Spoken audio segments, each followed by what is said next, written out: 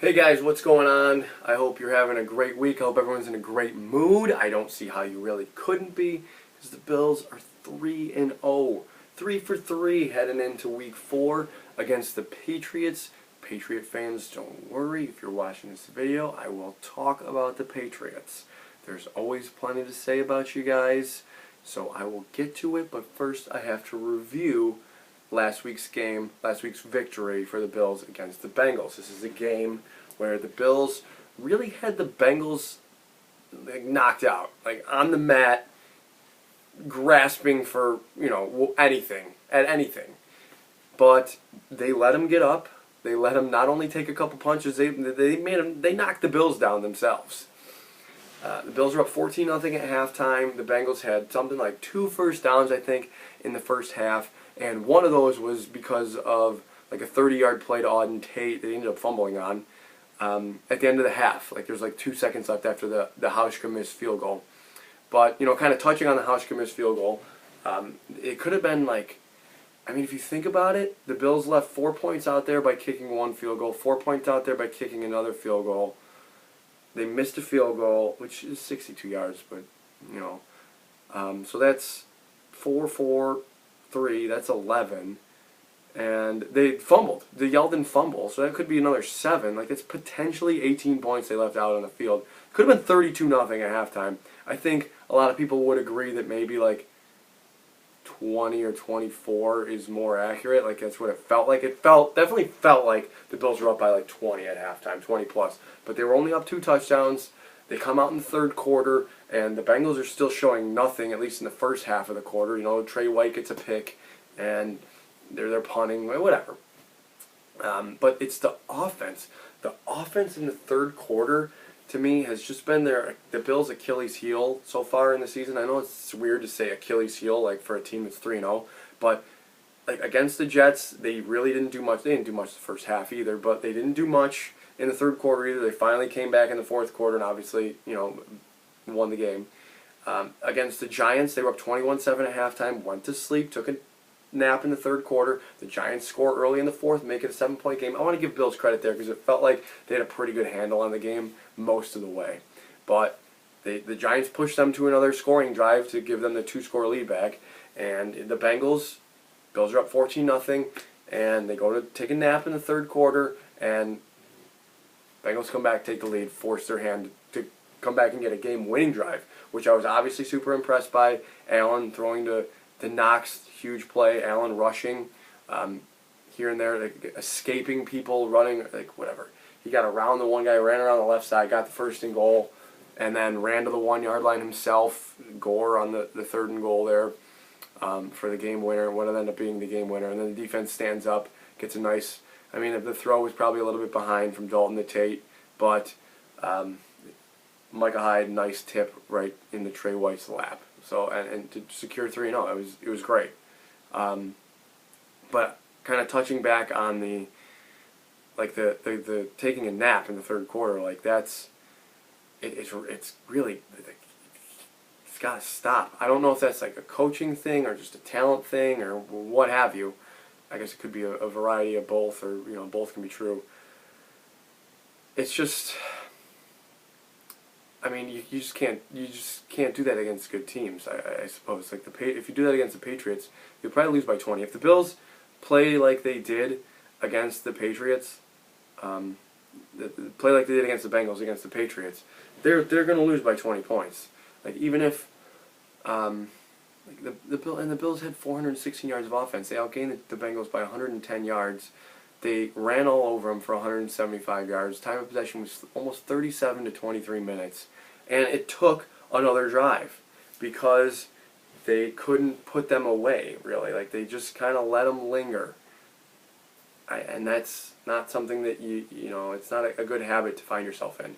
I kind of want to reflect on something that McDermott said in the off-season. I think it was maybe during OTAs or something, that he said he really wanted the offense to get to 21 points per game. And granted, that would be enough for the Bills to be 3-0 right now, because the Jets scored 16, the Giants scored 14, the Bengals scored 17. That would be enough for the Bills. 21 is enough for the Bills to get to 3-0 right now. But I don't think that that's necessarily sustainable as good as the defense is or has been, and I suspect will continue to be throughout the rest of the regular season. I think you're just kind of asked that chicken, the proverbial chicken, will come home to roost, and probably as early as this week against the Patriots. I just think that the Jet game's a little bit different because of the comeback, but the Bills got to 21 against the Giants, and kind of acted as if they were made, like, okay, we're good here. And then the Giants forced them to an extra drive, and then the Bills have 14, but the Bengals are showing no signs of life, and it took that extra drive. So I just want to see them continue to come out of the locker room in the third quarter and just put a drive up right away. Points, field goal, whatever. Just get some points. Because like I said, Patriots are coming into town this week. The Patriots are they're fun suckers. They will suck the life. And here you go, Patriots. Like, you guys suck the fun out of football. And I know that you're probably laughing at that, and maybe even Bills fans are laughing at that, but it's true. It's not fun. Like, here you are going for your 4th Super Bowl in a row. That's our record. Don't do that. Come on, don't. And you can only hope, really, at least I think, that somebody outscores them. Like, they're tough to beat. They're tough to stop. You can really only hope that somebody outscores them, and they're allowing less than 6 points per game. The only touchdowns they've allowed have been pick sixes. Like, they haven't allowed a touchdown on defense since Patrick Mahomes in the AFC Championship. Like, let's look at. I got some of these numbers up. Let's see. Patriots, points for. These are all defensive numbers. Points for, first, obviously. Yards allowed, first. First downs allowed, first. Passing attempts against is because they're playing ahead, 17th. Passing yards allowed, first. Passing touchdowns allowed, first. Interceptions for, first. Net yards per passing attempt, first. Rushing attempts, first. Rushing yards, first. Rushing touchdowns, first. Rushing yards per attempt, first. Percentage of scoring drives. Percentage of drives that ended in an offensive score, first. The Bills are actually second in that. Percentage of drives that ended in a turnover, 7th. Average starting field position, again, this is all defense, 4th. Average time per drive, 1st. Average plays per drive, 1st. Average yards per drive allowed, obviously, 1st. Average points allowed per drive, 1st. Like, holy mackerel. They've allowed 289 total yards the last 2 games combined. And miss me completely, guys. I'm going to tell you, miss me completely with the gripe. Well, who have they played? I don't care. Oh, they played Pittsburgh, who always sucks against New England. It's true. They played Miami. They played the Jets. I don't care. This is the Patriots. Are you really, like, do that at your own risk, guys? Are you really going to try to discredit the Patriots because of who they've played? Do you really think, like, if the Patriots, if they played the Rams, Chiefs, and I don't know, Ravens or whatever, they could still conceivably be 3-0, maybe 2-1, right? Like, they could be 3-0 if they were playing those 3 teams. That's entirely plausible. And you want to discredit their accomplishments. The guys won 6 Super Bowls. 6! All they've done is win. For the past almost 20 years, all they've done is win. And you want to discredit their 3-0 record because of who they've played? I think it's way more feasible to discredit the Bills because of who they've played. They've played 2 0-3 teams and a 1-2 team that replaced their quarterback. It's easier to discredit the Bills because they don't have this history of success, and the Patriots do. So I am not here for that argument. Do not make it to me because I don't want to hear it. Really, I don't. You'll never convince me. So anyway, here we go. Week 4, Bills 7-point underdogs, which means they're probably 13-point dogs on the road. So they're not really given a great chance of winning the game from Vegas. And I mean, how I've sat here the past couple of years, I think since the Rex Ryan years, and said I'm never picking the Bills to beat the Patriots ever again, as long as Tom Brady and Bill Belichick are there. So I'm probably gonna talk myself to that again, unless I talk myself out of it, which I wouldn't necessarily plan on. Because the Patriots, like, as good as they are on offense, they scored 33, 43, and 30 in their 3 games. They might have the best defense they've ever had. How fair is that? It's not fair. And what are their weaknesses? They don't run the ball well. Tony Michel's averaging 2.5 yards per carry. That's their weakness. That's it. I'm at a loss. It hasn't mattered. They've still scored the second most amount of points in the league, despite not being able to run the football. Who cares? They don't care. Maybe Julian Edelman won't play, but I think he doesn't have any breaks or anything. Maybe some bruising or some cartilage damage. He'll play. He'll play against the Bills. So I don't know if Devin Singletary will be back for the Bills. I would like to have him back. I would call that probably a straight 50-50 shot at this point. I wouldn't plan on it, but maybe he does play. They can't have red zone fumbles from T.J. Yeldon. As nice of a player as Frank Gore was on Sunday for the Bills, and he showed some really nice things, running the ball just doesn't beat the Patriots. They're like sharks in the water. They just circle around you, and then they wait for you to show fear, wait for you to cower, to do anything that might, demonstrate some sort of lack of confidence or anything like that, and then they bite, they attack. They prey on all of that. They prey on every weakness that you show. If you get a break from them, like an interception or something like that, you have to make them pay. They rarely make mistakes, and all they do is capitalize on yours. They always capitalize on yours. They're just, I alluded to it earlier.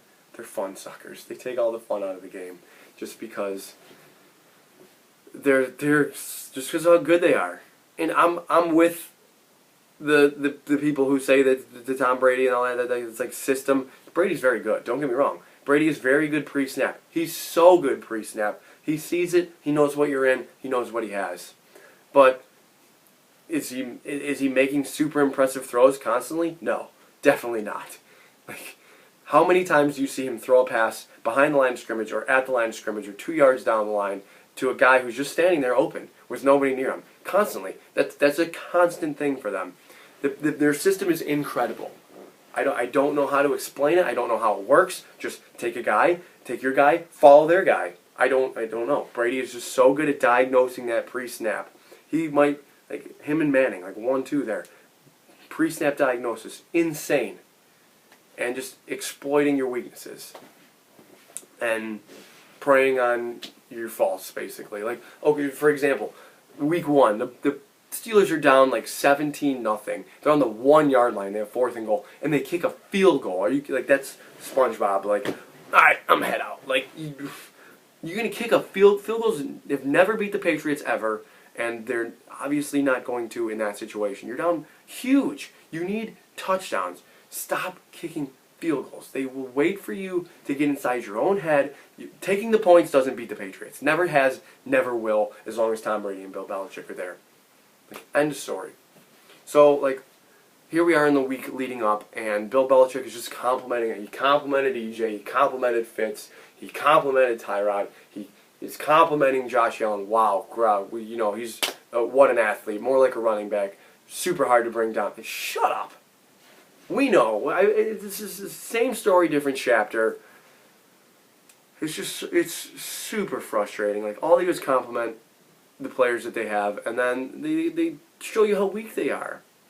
And Allen had a terrible game against the Patriots last year in Foxborough. He didn't play them on Monday Night Football. I mean, I was impressed by the Bills' defense against the Patriots last year, so maybe the Bills' defense can keep them in.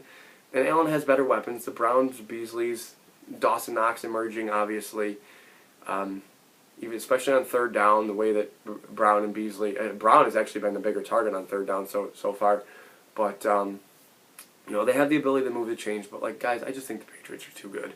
I'm going to pick the Patriots to beat the Bills 23-13.